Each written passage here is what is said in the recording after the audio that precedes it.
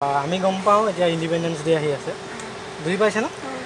Hello' guys আজি আকৌ আহিছোঁ জি কে টেষ্টৰ কাৰণে ইয়াৰ আগৰটো ভিডিঅ'ত মই ৰেছপন্স ভাল পালোঁ গতিকে ভাবিলোঁ আৰু এটা ভিডিঅ' বনোৱা যাওক গতিকে আকৌ আহিলোঁ আজি জি কে টেষ্টৰ কাৰণে গতিকে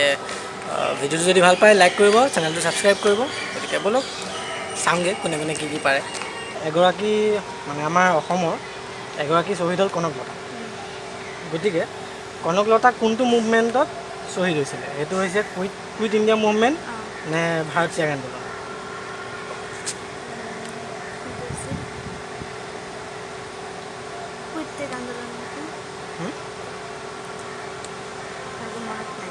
অলপ টাইম দিছোঁ যে ভালকৈ হেৰি কৰক যে কোনটো মুভমেণ্টত তেওঁ শ্বহীদ হৈছিলে কুইট ইণ্ডিয়া মুভমেণ্ট নে ভাৰত ত্যাগ আন্দোলন এগৰাকী আমাৰ শ্বহীদ অসমৰ তেওঁ কোনটো মুভমেণ্টত তেওঁ শ্বহীদ হৈছিলে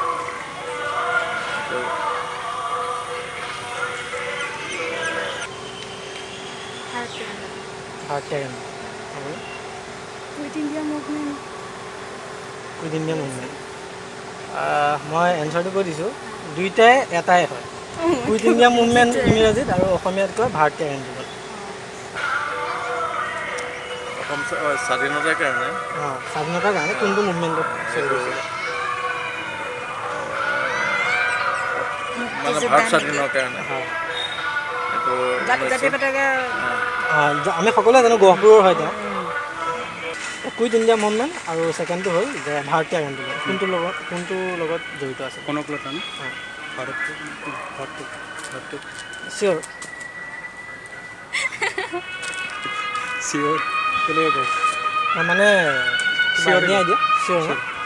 কিন্তু শুদ্ধ উত্তৰটো হ'ল যিকোনো এটা ক'লে শুদ্ধ হয় কুইট ইণ্ডিয়া মুভমেণ্ট ইংৰাজীত কয় আৰু ভাৰত ত্যাগ আন্দোলন অসমীয়াত কয় আৰু মানে তেওঁ হেৰিখন পতাকা মানে মুভমেণ্টটো লাগে কোনটো আন্দোলনৰ লগত তেওঁ জড়িত আছিল এইটো ভাৰত স্বাধীন হ'বৰ কাৰণে হয় নহয় আন্দোলনটো আছিলে ভাৰত ত্যাগ আন্দোলন অৰ্থাৎ কুইট ইণ্ডিয়া মুভমেণ্ট আন্দোলনৰ লগত জড়িত আছিলে একদম ভাবি চিন্তি মই অপশ্যন তোমাক দি দিছোঁ এটা হ'ল কুইট ইণ্ডিয়া মুভমেণ্ট আৰু আন এটা হ'ল ভাৰত ত্যাগ আন্দোলন কোনটো আন্দোলনৰ লগত জড়িত আছিল তেওঁ কোনটো আন্দোলনৰ লগত জড়িত আছিলে মই অপশ্যন দি দিছোঁ ফাৰ্ষ্টটো হৈছে কুইট ইণ্ডিয়া মুভমেণ্ট আৰু ছেকেণ্ডটো হৈছে ভাৰত ত্যাগ আন্দোলন মানে আপুনি কোনটো ভাবে কোনটোৰ লগত জড়িত কোনটো নামটো ভাৰত ত্যাগ আন্দোলন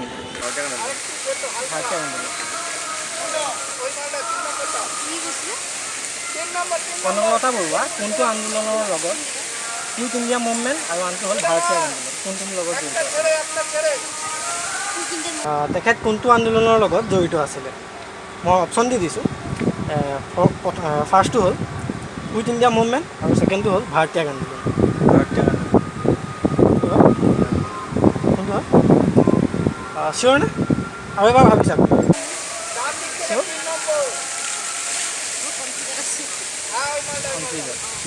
অপশ্যনটো মই কৈ দিওঁ নেকি যিকোনো এটা ক'লে শুদ্ধ হ'ব কুইট ইণ্ডিয়া মুভমেণ্ট ইংৰাজীত কয় ভাৰত ত্যাগ আন্দোলন অসমীয়াত কয় ঠিক আছে এটা হ'ল কুইট ইণ্ডিয়া মুভমেণ্ট আৰু আনটো হ'ল ভাৰত ইণ্ডিয়া দুইটা একেটাই হয় ন মানে ভাৰত ত্যাগ আন্দোলন আৰু আনটো হ'ল কুইট ইণ্ডিয়া মুভমেণ্ট একেটাই হয় ন আপোনালোকে প্ৰথম যোনটো চাগে এইটো কথা কৈছে চিয়'ৰ না 100%? কিন্তু শুদ্ধ উত্তৰটো হ'ল যে যিকোনো এটা ক'লেই হ'ল ইংলিছত কয় কুইট ইণ্ডিয়া মুভমেণ্ট আৰু অসমীয়াত কয় ভাৰত ত্যাগ আন্দোলন আৰু ছেকেণ্ড কুৱেশ্যনটো হ'ল যে আমাৰ ভাৰতখন কোনটো চনত স্বাধীন হৈছিলে আমাৰ ভাৰতখন কেতিয়া স্বাধীন হৈছিলে 1947 চনত কোনটো চনত আপুনি জানে কেতিয়া ইণ্ডিপেণ্ডেণ্ট হৈছিলে অৰ্থাৎ কেতিয়া স্বাধীন হৈছিলে ছেকেণ্ড কুৱেশ্যনটো হ'ল যে আমাৰ ভাৰতখন কেতিয়া স্বাধীন হৈছিলে 1947 চনত চিয়'ৰ ন 15 আগষ্ট 1947 হে চিয়'ৰ ন এইটো আৰু কি চিয়'ৰ এইটো হয়ে শুদ্ধ চনটো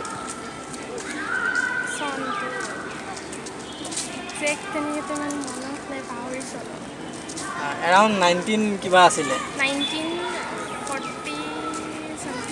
1947 অলপ চলপ ওচৰে পাজৰে হৈছিলেগৈ থাৰ্ড কুৱেশ্যনটো হ'ল যে আমি অশোক চক্ৰটো চিনি পাওঁ আমাৰ পতাকাখনত থাকে জাতীয় পতাকাখনত থাকে জাতীয় পতাকাখনত থকা অশোক চক্ৰটো স্পোক্স অৰ্থাৎ দণ্ড কেইডাল আছে তাত কেইডাল দণ্ড থাকে 24 ডাল কনফাৰ্ম হয়নে হয়নে 24 কেইডাল আছে 24 চিয়'ৰ sure চিয়'ৰ তাত কেইডাল স্প'ক্স থাকে 24 কেইডাল শুদ্ধ উত্তৰটো কওক লাগিলে টাইম লওক অকণমান যে জাতীয় পতাকা আমি দেখিছোঁ তাত এটা অশোক চক্ৰ আছে অশোক চক্ৰটোত কেইডাল স্প'ক্স থাকে 24 চিয়'ৰ নে হয়নে মই বাৰু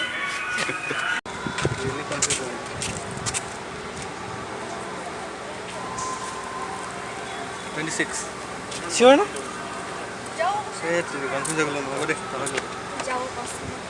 স্প'ক্স আছে অৰ্থাৎ কেইডাল দণ্ড আছে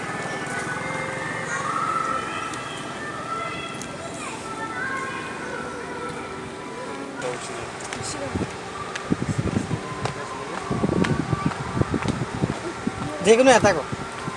দুইটাৰ ভিতৰত যিকোনো এটা হয় কিন্তু যিকোনো এটা কওক 26 চিয়'ৰ চিয়'ৰ নে 24 কিবা হিণ্ট লাগে নেকি হিন্ট দিলে ভাল 24 26 আৰু 28 তিনিটাৰ ভিতৰত যিকোনো এটা 26 চিয়'ৰ বাকী দুটাও হ'ব পাৰে কিন্তু যিকোনো এটা নাই 26 কিন্তু শুদ্ধ উত্তৰটো হ'ল 24 24 চক্ৰটোত কেইডাল স্প'ক্স থাকে অৰ্থাৎ কেইডাল দণ্ড থাকে চিয়'ৰ চিয়'ৰ ন ভিডিঅ'টো যদি ভাল পায় লাইক কৰিব ছাবস্ক্ৰাইব কৰিব আৰু শ্বেয়াৰ কৰিব কমেণ্টো কৰিব